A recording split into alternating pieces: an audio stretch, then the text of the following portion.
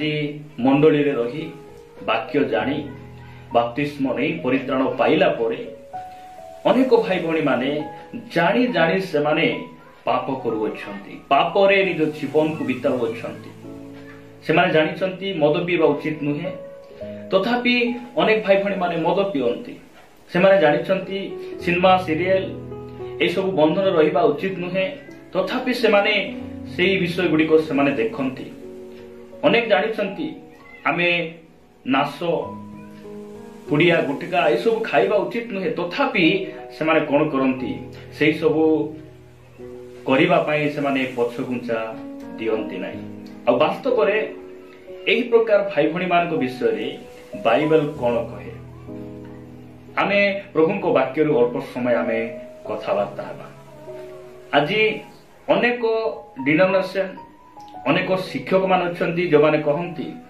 आमे थरे परित्राण पाई गलु आम निमंते तो ख्रीष्ट थरे मृत्यु भोग कले आमे जदि थरे उद्धार पाइलु आमे जेते पाप कले मध्य कोनोसी असुविधा नाही कारण आमे ऑलरेडी आमे उद्धार पाइछु से माने कहंती थरे रक्षा आ अनंत सुरक्षा बोली कहंती बस थरे सुरक्षा अनंत रक्षा बोली से माने कोन करंती से माने विश्वास करंती जीशु आमर पाप निमंते तो से क्रूसरे मृत्युवरण कले आ ताहाको आमे विश्वास कलु परित्राण पाइलु एबे जेते पाप कले मध्य कोनोसी असुविधा नाही बोली अनेक लोक अनेक प्रकार कथा कहंती किंतु मु आज आपण मान कहिबा पई चाहे एही विषय रे बाइबल आमान को कोन कहे एहा आम पई अति गुरुत्वपूर्ण प्रिय भाई भणी माने मो सहित आपण माने एवरी पुस्तक को आसीबे एवरी पुस्तक 12 अध्याय रु आमे गोटे वाक्य पढु पढु आमे आज रो प्रसंग रे आगो को बढ़िबा एवरी पुस्तक 12 अध्याय 16 आ 17 पद मु आपण मान को निमंते पढिबा पई चाहे लिखा जाए कि ओबा केही पारदारी को एवरी पुस्तक 12 अध्याय 16 आ 17 पद कि ओबा केही पारदारी को बा थरकर खाद्य निमंते आपना ज्येष्ठाधिकार विक्रयकारी जे एसो ताहा परी विधर्माचारी हुए ए विषय रे अति जागृत हो तुम्भे माने तो जानो जे से परे आशीर्वादर अधिकारी हेबा निमंते इच्छा कले सुधा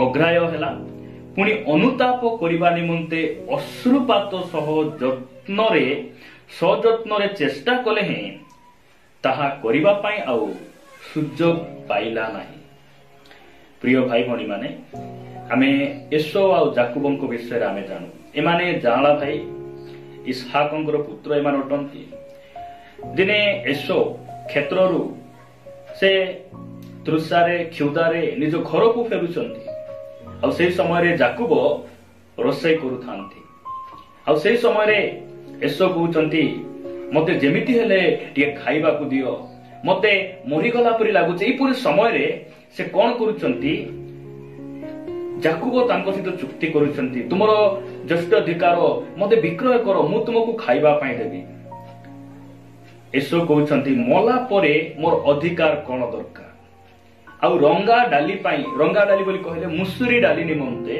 से निजर ज्येष्ठ अधिकार बोली कहले निजर परित्राण को से कोन करूचंती बिकी देउछंती आज भी अनेक भाई भणी मान अछंती आमे मला परे जदि बंची थाउ थाउ आमे आनंद करिबु नै ऐसो आराम करिबु नै आमे मला परे आ कोन करि परिबा ए प्रकार अनेक भाई भणी मानकर चिंताधारा प्रिय भाई भणी माने थरे परित्राण पाई गलु आमे जे से परित्राण को आ हरेबु नै एई परि नुहे हमर परित्राण को हराइबार मध्य संभावना रहिछि एठार देखुछु जे थरे तांकर अधिकार को एसो हराउछथि आ केते क्रंदन करी केते अनुताप कले मध्य से अधिकार को से फेरी पाई पारु नाहंती जदि आपण माने एवरी पुस्तक सही एवरी पुस्तक 10 अध्याय को आसीबे 10 अध्याय तार 26 पदरु आमे तळकु जदि आमे देखु लिखा जाए कारण सत्य ज्ञान लाभ कला परे जदि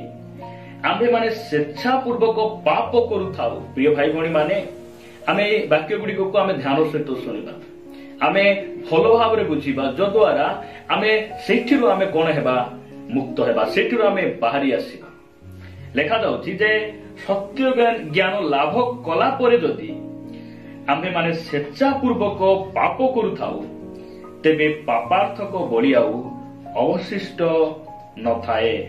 27 पद लिखा जाए, बरं विचारर एक प्रकार भयंकर प्रतीक्षा और विपक्ष मानकु ग्रासकारी अग्निर प्रचंडता अवशिष्ट थाए। 26 पद लिखा जाउछि जे जानी जानी जने पाप करुथिबा व्यक्ति निमंते पापार्थक बलि आउ नथाए। एई कथा हमें जानबार आवश्यक रहिछि।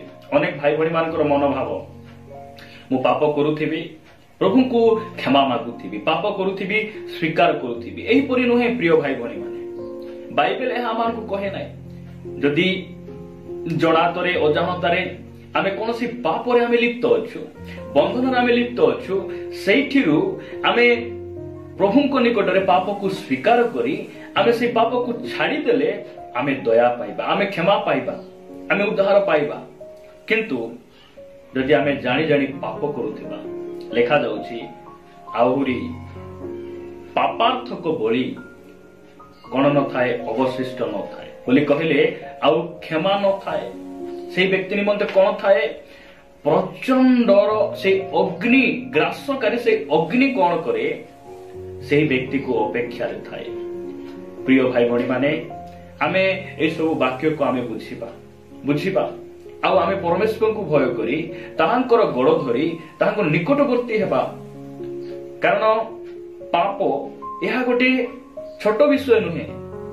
जड़े ख्रीष्ट विश्वासी बा कोनोसी मनुष्य पाप सहित खेलिबा उचित नुहे, पाप सहित आमे खेलिबा उचित नुहे। कारण यह बाइबल आमानकु कहे, प्रिय भाई भणी माने प्रभु आमानकु अनुग्रह करंतु, कारण पापर वेतन होछि मृत्यु।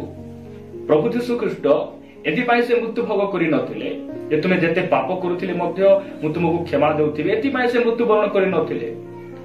आमे पापर वेतन जे मृत्यु, से मृत्यु पाइबार योग्य थिलु। हमर पाप क्षमा निमंते हमको पापर उद्धार करिबा पई से क्रूसरे मृत्यु भोग कले। आमे जे परि पवित्रतारे जीवन यापन करिबा, आमे ताहांको पई बंचिबा। आ जदि आमे जानी जानी पाप करू ताहेले हमको आउ क्षमा न थाए, हमको आवरी दया न थाए। कारण बाइबल एहा आंब मानकु कहे। जदि आमे 28 पद पढु, लेखा जाए, केही मशांको व्यवस्था को अमान्य कले से दया प्राप्त न होई 2 किंबा 3 जन साक्षी को प्रमाण रे हत हुए। तेबे भावी देख जे ईश्वर को पुत्र को पददलित करियोछि। काहाकू पददलित करियोछि? ईश्वर को पुत्र को। किए? जो व्यक्ति जानी जानी पाप करे। प्रिय भाई भणी माने जदि आमे जानी जानी पाप करू ताहले यीशु ख्रीष्ट को आमे पाद तले कोन करू? दलित करू। प्रभु यीशु ख्रीष्ट कि मनुष्य मान को पाद तले दलित हेबा व्यक्ति से अटंती। एथिपाई कि हमको परित्राण देइछंती, एथिपाई हमको मंडली डाकिछंती, एथिपाई हमको तांकर दास मान को देइछंती, एथिपाई तांकर जीवंत वाक्य मान को देइछंती। प्रिय भाई भणी माने एक कथा आमे मन रखिबा। ए सब वाक्य गुडी को आपण मान को भलो लागिबो नाही, आपण मान को भलो लागू, आपण माने खुशी आनंद हुंतु, एथिपाई मु एही वीडियो गुडी को प्रस्तुत करू नाही। आम्भे माने जे परी नरकरु रक्षा हेबा, आमे जे परी पापरु दूरे रहिबा, आमे तांकर वाक्य अनुसार जीवन बिताबे, एही सब बोझ आ इच्छा को नहीं मु एही वीडियो गुडी को प्रस्तुत करूछि। प्रिय भाई भणी माने लेखा जाउछि जे मशांकर व्यवस्था को जे अमान्य कले 2 किंबा 3 जन साक्षी को आगे सही अमान्य आज्ञा को अमान्य करिबा लोक मान को दंड दिया जाउथिला। आ 29 पदरे लेखा जाए, तेबे भाबी देख जे ईश्वर को पुत्र को पददलित करियोछि, नियमर जे रक्त द्वारा से पवित्रकृत होइथिला ताहाकु सामान्य बोली मने करियोछि और अनुग्रहदाता आत्मा को अवमानना करियोछि, से केड़े अधिक गुरुतर दंडर योग्य न हेबो। प्रिय भाई भणी माने जानी जानी पाप जे करुछि से कोन करुछि? आउ सामान्य विषय कूड़ा सामान्य विषय रक्तर जे नियम द्वारा से पवित्र होइथिला ताकू सामान्य बोली मने करियोछि। किए जे जानी जानी ପାପ କରିଥିବା ବ୍ୟକ୍ତି ଆଉ ଅନୁଗ୍ରହଦାତା ଆତ୍ମାଙ୍କୁ ସେ କଣ କରିଛି? ଅବମାନନା କରିଛି। ପ୍ରିୟ ଭାଇ ଭଉଣୀ ମାନେ, ଆଉ ଜାଣି ଜାଣି ପାପ କରୁଥିବା ବ୍ୟକ୍ତିଙ୍କୁ ବାଇବେଲ କଣ କହେ ଯେ ସେ କଣ କରୁଛି? ଯେ ଈଶ୍ୱରଙ୍କର ସେ ଅନୁଗ୍ରହଦାତା ଆତ୍ମାଙ୍କୁ ଅଗ୍ରାହ୍ୟ କରୁଛି। ଏହା ବାଇବେଲ ସେହି ବ୍ୟକ୍ତି ମାନଙ୍କୁ କହେ। ଏହା ଆମେ ଜାଣି ରଖିବା। ଯଦି ଏଇଟା ଆମେ ଭଲରେ ଜାଣିବା, ଆମେ ଆଉ କଣ କରିବା ନାହିଁ? ଜାଣି ଜାଣି ପାପ କରିବା ନାହିଁ। ପ୍ରିୟ ଭାଇ ଭଉଣୀ ମାନେ, ସେହି ଏବ୍ରୀ ପୁସ୍ତକ 6 ଅଧ୍ୟାୟ 6 ପଦରେ ଗୋଟେ ବାକ୍ୟ ଲେଖାଯାଏ, ସେମାନେ ଯଦି ଧର୍ମଭ୍ରଷ୍ଟ ହୁଅନ୍ତି, ସେମାନେ ବୋଲି କହିଲେ ଯେମାନେ ବାକ୍ୟକୁ ଚାଖିଛନ୍ତି ଆଉ ଏ ଜଗତକୁ ଚାଖିଛନ୍ତି, ସତ୍ୟ ଜ୍ଞାନ ଯେମାନେ ପାଇଛନ୍ତି, ସେମାନେ ଯଦି ଧର୍ମଭ୍ରଷ୍ଟ ହୁଅନ୍ତି, ତାହେଲେ ମନ ପରିବର୍ତ୍ତନ ନିମନ୍ତେ ସେମାନଙ୍କୁ ପୁନର୍ବାର ନୂତନ କରାଇବା ଅସାଧ୍ୟ। ଯେଣୁ ସେମାନେ ଆପଣାର ବିନାଶ ନିମନ୍ତେ ଈଶ୍ୱରଙ୍କ ପୁତ୍ରଙ୍କୁ ପୁଣି କୁଶାର୍ପଣ କରି ପ୍ରକାଶରେ ତାହାଙ୍କୁ ନିନ୍ଦାର ପାତ୍ର କରନ୍ତି। ଯେଉଁମାନେ ପାପ କରୁଛନ୍ତି ଜାଣି ଜାଣି, ସେମାନେ ଜାଣି ଶୁଣି ପାପ ଆଡକୁ ଯିବା ଲୋକ, ସେମାନଙ୍କୁ ମନ ପରିବର୍ତ୍ତନର ବରଦାନ ନଥାଏ, ଫେରି ଆସିଲା ଭଳି ଆଉ ସେମାନେ ନଥାନ୍ତି। ଆଉ ଲେଖାଯାଉଛି ଯେ ପୁନର୍ବାର ସେମାନେ ପରମେଶ୍ୱରଙ୍କୁ କଣ କରୁଛନ୍ତି? କ୍ରୁଶରେ ସେମାନେ ଚଢାନ୍ତି। ଆମର ପାପ ନିମନ୍ତେ, ଆମର ପାପକୁ ପରିଷ୍କାର କରିବା ପାଇଁ ପ୍ରଭୁ ଯୀଶୁ ଖ୍ରୀଷ୍ଟ କଣ କଲେ? ଥରେ ସେ କ୍ରୁଶରେ ଚଢିଲେ ଆଉ ତାଙ୍କର ପବିତ୍ର ରକ୍ତକୁ ଛଡ଼ାଇଲେ। ଆମେ ଯେ ବାରମ୍ବାର ପାପ କରୁଥିବା, ତାହାକୁ କ୍ରୁଶରେ ଚଢାଉଥିବା, ଏହା ବାଇବେଲ ଆମମାନଙ୍କୁ କହେ ନାହିଁ। ପ୍ରିୟ ଭାଇ ଭଉଣୀ ମାନେ, ଆମର ହାତ ମଇଳା ହେଇଗଲେ ଆମେ ନଦୀ ପାଣିରେ ବାରମ୍ବାର ଆମେ ଧୋଉ, ଟ୍ୟୁବଲ ପାଣିରେ ଆମେ ବାରମ୍ବାର ହାତ ଧୋଉ। ମାତ୍ର ଯୀଶୁଙ୍କର ରକ୍ତ ନଦୀ ପାଣି ପରି ନୁହେଁ।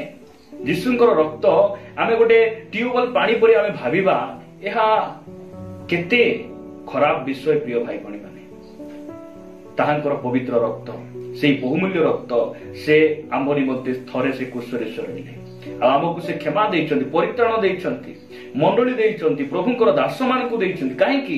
ଆମେ ଯେପରି ପବିତ୍ର ଜୀବନ ଯାପନ କରିବା। ମୁଁ ଗୋଟେ ବାକ୍ୟ ପଢି ସମାପ୍ତ କରିବା ପାଇଁ ଚାହେଁ। ଲେଖାଯାଏ ସାଧୁ ପିତରଙ୍କ ଦ୍ୱିତୀୟ ପତ୍ର 2 ଅଧ୍ୟାୟ 20 ପଦରେ ଏ ପ୍ରକାର ଲେଖାଯାଏ, ଯେଣୁ ସେମାନେ ଯଦି ପ୍ରଭୁ ଓ ତ୍ରାଣକର୍ତ୍ତା ଯୀଶୁଖ୍ରୀଷ୍ଟଙ୍କ ବିଷୟକ ଜ୍ଞାନ ଦ୍ୱାରା ସଂସାରର ଅସୁଚିତାରୁ ରକ୍ଷା ପାଇ ପୁନର୍ବାର ସେଥିର ବନ୍ଧନରେ ଆବଦ୍ଧ ହୋଇ ପରାସ୍ତ ହୁଅନ୍ତି, ତାହାହେଲେ ସେମାନଙ୍କ ପ୍ରଥମ ଦଶା ଅପେକ୍ଷା ଶେଷ ଦଶା ଅଧିକ ମନ୍ଦ ହେବ। ଜାଣି ଜାଣି ପାପ କରୁଥିବା ବ୍ୟକ୍ତିମାନଙ୍କୁ ବାଇବେଲ এই ପ୍ରକାର କଥା କହେ। ଆମେ ଏସବୁ ବିଷୟ ମନେ ରଖିବା। ପ୍ରିୟ ଭାଇ ଭଉଣୀ ମାନେ, ଆମକୁ ପରମେଶ୍ୱର ପ୍ରେମ କରି ଆମକୁ ପୁରାତନ ସ୍ୱଭାବରୁ ସେ ଆମକୁ ବାହାର କରି ଆଣିଛନ୍ତି। ପୁରାତନ ରୀତିବିଧି, ଆମ ସବୁ ପାପରୁ, ମନ୍ଦତାରୁ ସେ ଆମକୁ ପରିଷ୍କାର କରିଛନ୍ତି। ଆମେ କଣ ହେବା ନାହିଁ? ପୁନର୍ବାର ଆମେ ତାହାଙ୍କର ବାକ୍ୟକୁ ପିଠି ଦେଖାଇବା ନାହିଁ, ଆମେ ତାହାଙ୍କୁ ଦୁଃଖ ଦେବା ନାହିଁ। କାରଣ ସେ ଆମକୁ କଣ କରିଛନ୍ତି? ସମସ୍ତ ପରିସ୍ଥିତିରୁ ସେ ଆମକୁ ଅଲଗା କରିଛନ୍ତି। ଆଉ ସେ ଚାହାନ୍ତି ଆମେ ଯେପରି ତାଙ୍କ ସହିତ ପବିତ୍ର ଜୀବନ ଯାପନ କରିବା। ପ୍ରଭୁ ଏହି ବାକ୍ୟ ଦେଇ ଆମ ପ୍ରତ୍ୟେକଙ୍କୁ